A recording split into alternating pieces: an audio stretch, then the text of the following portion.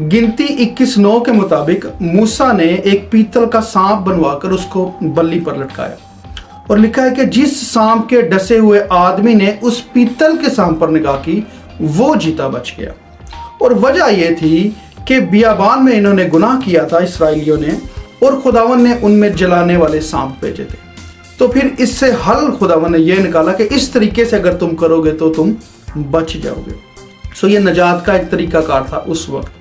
अब यीशु मसीह ने अपने आप को बिल्कुल इससे तशबीहन इस्तेमाल किया और खुदावन ने कहा कि जैसे मूसा ने बियाबान में सांप को ऊंचे पर चढ़ाया था, पीतल के सांप को ऊपर चढ़ाया था, वैसे ही तुम इब्ने आदम को देखोगे कि वो भी ऊंचे पर चढ़ाया जाएगा। और इससे बाज़ औक़ात बड़ी परेशानी हो जाती है कि कैसे खुदावंद अपने आप को सांप के साथ इस्तेमाल कर रहे तशबीह।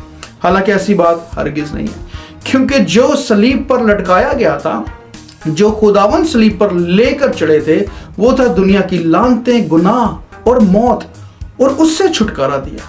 और बताने का मकसद यही है यीशु मसीह का कि जिसने तुम इंसानों को मेरे से जुदा किया, चाहे वो गुनाह था, चाहे मौत थी, चाहे लानत थी, चाहे बीमारी थी, जो भी आया हवा के गुनाह की वजह से, नाफरमानी की वजह से आदम और हवा के, अब मैंने उसको सलीब पर तमाम कर दिया। और अब जो इस सलीब की तरफ देखता है वो भी वैसे ही निजात पाता है जैसे उन इसराइलियों ने उस पीतल के सांप पर निगाह की थी तो निजात पाई थी। आमीन। God bless.